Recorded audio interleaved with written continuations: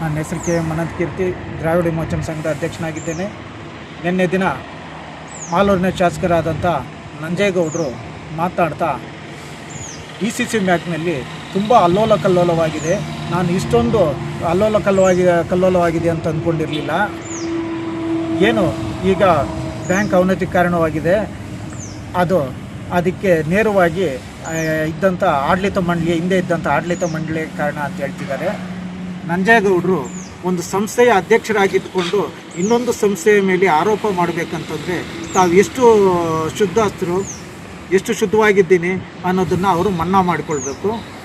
ಇದೇ ಅವ್ರ ಜೊತೆಯಲ್ಲಿ ನಿನ್ನೆ ಬಂದಿದ್ದಂಥ SN ನಾರಾಯಣಸ್ವಾಮಿಯವರು, ಬಂಗಾರಪೇಟೆ ಶಾಸಕರಾಗಿರುವಂಥ SN ನಾರಾಯಣಸ್ವಾಮಿಯವರು ಇವ್ರ ವಿರುದ್ಧ ಹಲವಾರು ಕೋಟ್ಯಾಂತರ ರೂಪಾಯಿ ಹಗರಣಗಳ ಆರೋಪ ಮಾಡಿದ್ರು.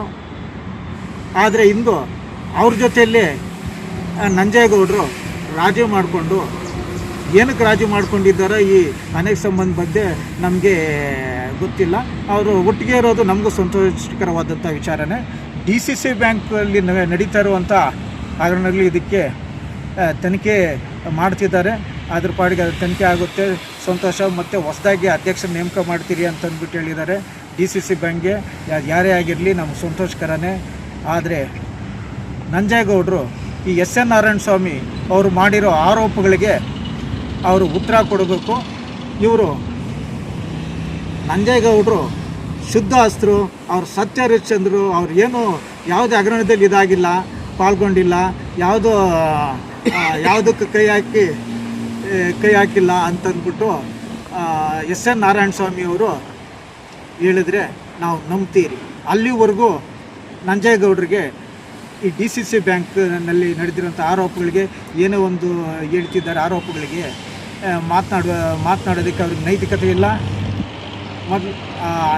ಇವರು ಯಾರು SN ನಾರಾಯಣಸ್ವಾಮಿಯವರು ಆದಿಯಾಗಿ ಮಂಜುನಾಥ ಗೌಡರು, ಸಾಮಾಜಿಕ ಹೋರಾಟಗಾರರಾದಂಥ ಯಾರು ಗೋಳಿಗಾನಹಳ್ಳಿ ನಾಗರಾಜು, ವೆಂಕಟಾಚಲರವರು ಸುಮಾರು ಜನ ಆರೋಪಗಳು ಮಾಡಿದ್ದಾರೆ. ನೇಮಕಾತಿಯಲ್ಲಿ ಹಗರಣ ಆಗಿದೆ, ಲಂಚ ಸ್ವೀಕಾರ ಮಾಡಿದ್ದಾರೆ ಅಂತಂದ್ಬಿಟ್ಟು ಅದು ಸತ್ಯವಾಗಿದೆ. ಮತ್ತು ಅವರು ತನ್ನ ಸ್ವಂತ ಕಾರಿಗೆ KMFನ ಹಣ ಬಳಸ್ಕೊಂಡು ಪೆಟ್ರೋಲ್ ಡೀಸೆಲ್ಗಳು ಹಾಕ್ಸ್ಕೊಂಡಿದ್ದಾರೆ. ಅದರ ದಾಖಲೆ ಸಹ ನಾವು ಬೇಕಂತಂದ್ರೆ ತನಿಖೆ ಸಂದರ್ಭದಲ್ಲಿ ಏನಕ್ಕೆ ಕರೆದುಕೊಂಡು ನಾವು ಬಂದು ಅದನ್ನು ತೋರಿಸ್ತೀರಿ, ಆ ದಾಖಲೆಗಳ ಸಮೇತ ಕೊಡ್ತೀನಿ.